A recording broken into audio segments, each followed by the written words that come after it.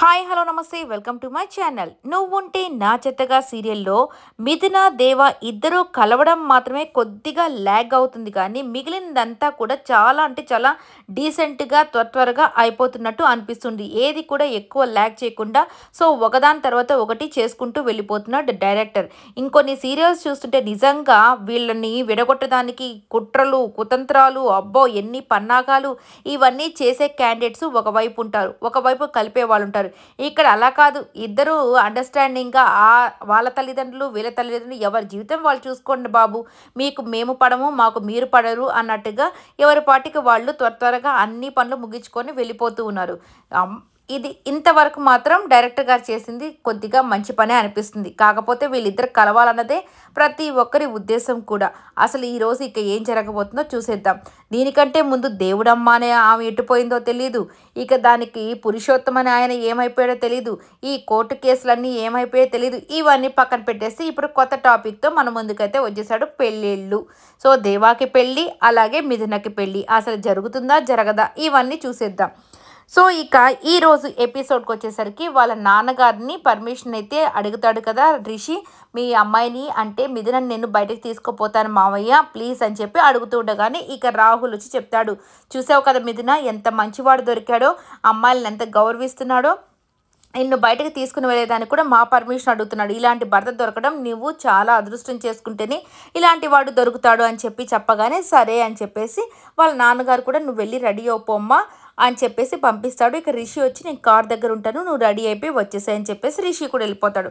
ఇక ఎవరి పాటికి వాళ్ళు వెళ్ళిపోతున్న టైంలో అక్కడ త్రిపుర చేరి కుళ్ళుకుంటూ ఉంటుంది. అప్పుడు రాహుల్ వచ్చి ఏంటి త్రిపుర ఏంటి లోపలికి రాకుండా ఇక్కడే ఉన్నావు అంటే, ఆహా మా తమ్ముడికి కావాల్సిన అమ్మాయిని వేరే వాడితో పంపిస్తుంటే ఊరికే చూస్తూ ఉండాల్సి వస్తుంది అని చెప్పి బాధపడుతున్నాను. అయినా నా తమ్ముడు అక్కడ బాధపడుతుంటే నీకేం బాధ లేదంటే, నీకు మళ్ళీ చెప్తున్నాను మా నాన్నగారు ఏ డిసిషన్ తీసుకున్నా కానీ అది మంచిదే అయింటది, అది మిథున జీవితం కోసం ఇంక నువ్వు ఎక్కువ ఆలోచించకుండా ఇంటి కోడల్లాగా బుద్ధిగా ఆలోచించి తన పెళ్లి పనుల్లో నువ్వు కూడా సహాయం చెయ్యి అందరితో పాటు అని చెప్పేసి తను కూడా వెళ్ళిపోతాడు. సరే ఏం చేస్తావు ఇంకా తప్పేది లేదు కదా అని చెప్పి త్రిపుర కూడా వెళ్ళిపోతుంది. తర్వాత వీళ్ళిద్దరూ బయటికి సరదాగా అలా కారులో వెళ్తూ ఉండగానే ఇక ఇటు సైడ్ వచ్చేసి ఇంకొక సైడ్ వచ్చేసి భాను అయితే ఆటోలో వస్తూ ఉంటుంది. ఇక రిషి అయితే చాలా కామెడీ అలాగే మంచి పర్సన్ కాబట్టి, ఏంటి మిథున నువ్వేమైనా మాట్లాడితే ముత్యాలు రాలిపోతాయని ఇలా కామ్గా కూర్చుని ఉన్నావా, అయినా ముత్యాలు రాలిపోతే అవి మళ్ళీ నీ చేతికే ఇస్తానులే, నేనేమి యూఎస్కి వాటిని తీసుకుని వెళ్ళి అమ్ముకోను, సో నీకు ఇస్తే నువ్వే వాటిని దాచిపెట్టుకుందులే అని చెప్పగానే ఇక కామ్గా ఉన్న అమ్మాయి కాస్త నవ్వుతుంది. అబ్బా చాలా రిలాక్స్గా ఉంది మిథున, నిజంగా నువ్వు ఇలా మౌనంగా ఉంటే నాకు అస్సలు నచ్చట్లేదు అందుకే ఇలా అన్నాను అని చెప్పి అంటూ మాట్లాడుతూ వెళ్తుంటారు. ఇటు సైడ్ భాను అయితే ఆటో వేసుకొని రివర్స్ అంటే ఆ రోడ్లోనే వస్తూ ఉంటుంది. ఈ అమ్మాయి వచ్చి రాంగ్ రూట్లో వస్తూ ఉంటుంది. ఇక మిథున వచ్చేసి రిషి వచ్చేసి ఏంటి మిథున అసలు నువ్వు ఏమేం మాట్లాడవా, ఎందుకు ఇలా మౌనంగా ఉన్నావు, నాతో మాట్లాడకూడదని ఏమన్నా ఒట్టు పెట్టుకున్నావా ఏంటి, అయినా నీకు అసలుకి ఈ పెళ్ళంటే ఇష్టమా లేదా, నన్ను చేసుకోవడం ఇష్టమా లేదా అని అడుగుతున్న టైంకి ఇక భాను అయితే తన ఆటోని తీసుకొచ్చి ఇద్దరూ కలిసి అక్కడ డాష్ ఇచ్చుకుంటారు, ఆ కారు అలాగే ఈ యొక్క ఆటో. ఇక ఏంటబ్బా సడన్ సౌండ్ వచ్చేసరికి ఇక అంటే ఆమె ఏమీ మాట్లాడలేదు అనమాట. మిథున ఇంకేమీ చెప్పలేదు సమాధానం ఈ సంగతి జరిగేసరికి. ఇక బయటకైతే దిగి భాను రే రారా బయటికి రారా నా ఆటోనే గుద్దేస్తావు రారా అని చెప్పి గట్టిగా అరుస్తున్న టైంకి ఇక రిషి బయటకు దిగి అమ్మాయి ఏంటి ఒరే గిరి అంటున్నావు, నీకు అసలు మేనర్స్ లేదా ఏంటి, నువ్వేంటి అలా పిలుస్తున్నావు అని చెప్పగానే, ఆహా నేనేమైనా నీ స్టూడెంట్నా, నువ్వు నాకు మేనర్స్ నేర్పించేదానికి నువ్వేమైనా నా సార్ అనుకుంటున్నావా ఏంటి, అయినా నీకేంట్రా నేను మర్యాద ఇచ్చేది, నువ్వు వచ్చి నా ఆటోని గుద్దేశావు, నీ కళ్ళు ఎక్కడ పెట్టుకొని నడుపుతున్నావురా బండిని, అయినా కారులో తిరిగే వాళ్ళకి ఆటోలు కనిపించవో ఏంటి, ఇంత పెద్ద ఆటో నీకు కనిపించలేదా ఏంటి, అయినా నీకు కళ్ళు నెత్తికెక్కినట్టున్నాయిరా అని చెప్పి ఏదేదో మాట్లాడుతుంటే ఇక రిషి అయితే ఏంటి అమ్మాయి ఇలా ఏంటమ్మాయి నువ్వు ఇలా మాట్లాడుతున్నావు, నీకు అస్సలు కొంచెం కూడా జ్ఞానమే లేదా, అయినా నువ్వు రాంగ్ రూట్లో వచ్చి నన్ను గుద్ది ఇంకా నేను ఎట్లో బ్రేక్ వేసాను కాబట్టి అంత స్పీడ్గా రాలేదు కాబట్టి సరిపోయింది, లేకపోతే నీ యొక్క ఆటో పచ్చడైపోయిండేది అని చెప్పేసి, అదే నీ ఆటోకి చాలా డ్యామేజ్ జరుగుండేది అని చెప్పి చెప్తాడనమాట.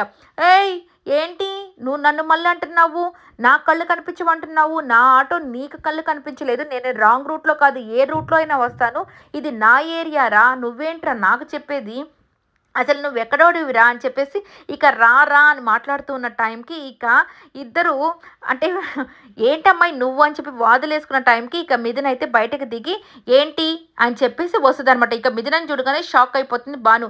ఏంటమ్మాయి ఏంటి రోడ్లో నువ్వు ఇదేమన్నా నీ బాబు గారి రోడ్డు అనుకుంటున్నావా, లేకపోతే నువ్వేపించావా రోడ్డు, రాంగ్ రూట్లో వచ్చింది కాక మళ్ళీ మా కారుకి అడ్డంగా మళ్ళీ వచ్చి నువ్వు మాట్లాడుతున్నావు ఏంటి అని చెప్పి మిథున గట్టిగా అడగగానే ఇక కామ్గా సైలెంట్గా అయిపోయి ఇక భాను వచ్చేసి సార్ ఈవిడ ఎవరు సార్ అన్నది.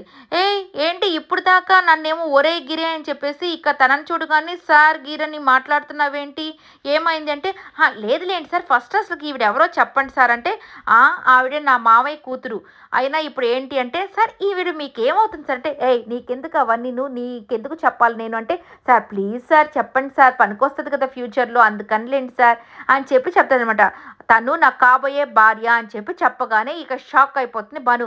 ఏంటి సార్ ఏంటి మళ్ళీ చెప్పండి అంటే తను నాకు కాబోయే భార్య అమ్మ, అందుకే మేమిద్దరం కలిసి అట్లా వెళ్తున్న టైంకి ఇలా జరిగింది అనగానే సార్ నిజంగా సార్ మిమ్మల్ని నన్ను క్షమించండి సార్, ఇంకెప్పుడు ఇలాంటి రాంగ్ రూట్లో రాను సార్, ఎందుకంటే నాకు ఇప్పుడు లైన్ క్లియర్ అయిపోయింది సార్, నాకు రోడ్లో ఏ రోడ్లో వెళ్ళాలో అర్థమైపోయింది, నా రోడ్ ఇంకా అంతా హైవేనే సార్, నిజంగా మీరిద్దరు మేడ్ ఫర్ ఈచ్ అదర్ లాగా సూపర్గా ఉన్నారు సార్, మీరు త్వరగా పెళ్లి చేసుకోండి సార్, ఇంకెప్పుడు నేనైతే ఇట్లాంటి తప్పు మార్గంలో వెళ్ళను సార్ అని చెప్పి చెప్పగానే ఏంటమ్మాయి నువ్వు ఇప్పుడు దాకా ఇంత పెద్దగా వాదిచ్చి ఇప్పుడేంటి ఇంత డీసెంట్గా మాట్లాడుతున్నావు, అది మిథునని చూస్తే ఎవరైనా ఇలా మాట్లాడాల్సిందే, ఇలా రూల్స్ మాట్లాడే వాళ్ళు పక్కనుంటే మనకు హ్యాపీగా ఉంటుంది అని చెప్పి చెప్పగానే ఇక భాను వచ్చి సార్ నాకు ఒక సెల్ఫీ ఇవ్వండి సార్ అంటది.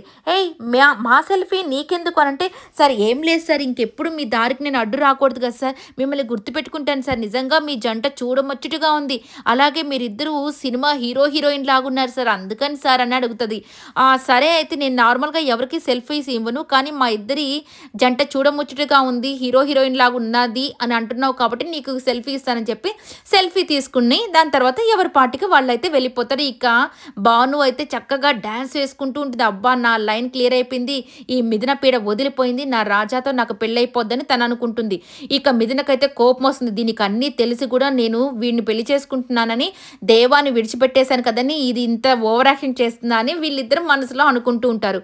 ఇక మొత్తానికి ఇలా జరిగిపోయి ఇద్దరు వెళ్ళిపోతారు. దాని తర్వాత వచ్చేసి దేవా షెడ్లో ఉన్నటువంటి తన ఫ్రెండ్స్ అయితే తనకి కేక్ కట్ చేద్దామని నా యొక్క దేవా బర్త్డే, మా గురువు గారి బర్త్డే, మా అన్న బర్త్డే అని చెప్పేసి కేక్ కటింగ్ కోసం సిద్ధపరుస్తుంటారు. రా దేవా కేక్ కట్ చేస్తుంటే నాకేం వద్దురా ఇట్లాంటివన్నీ నాకు ఇష్టం లేదంటే అదేంటి దేవా అలా అంటావు, జీవితంలో ఎన్నో వస్తూ ఉంటాయి పోతుంటాయి కానీ బర్త్డే అనేది సంవత్సరంకి ఒక్కసారే వస్తుంది కదా, నువ్వు రా దేవా అని చెప్పేసి లాక్కొని వెళ్ళి కేక్ కట్ చేస్తున్న టైంకి హ్యాపీ బర్త్డే సాంగ్ పాడే టైంకి ఇక రిషి అక్కడికి వచ్చి చప్పట్లు కొడుతూ ఉంటాడనమాట. ఇక రిషిని చూడగానే దేవా సంతోషంగా రారా అని చెప్పి పిలుస్తున్న టైంకి మిథున కూడా పక్క నుంచి వస్తుంది. ఇక్కడ ఒక సాడ్ మ్యూజిక్ అనమాట. మిథునని చూడగానే మిథున దేవా ఇద్దరు కళ్ళల్లో అట్లా చూసుకుంటున్న టైంకి సాడ్ సాంగ్. ఇక సరే అని చెప్పేసి భలే కరెక్ట్ టైంకి వచ్చాంరా మేము కూడా నీ బర్త్డే విష్ చేద్దామని చెప్పేసి బయలుదేరాము, కరెక్ట్గా ఇక్కడ కూడా సెలబ్రేషన్స్ బాగా జరుగుతున్నట్టున్నాయి, సరే అని చెప్పేసి ఆ బర్త్డే విషెస్ని హ్యాపీ బర్త్డే రా అని చెప్పేసి అంటే హక్ చేసుకుంటాడు.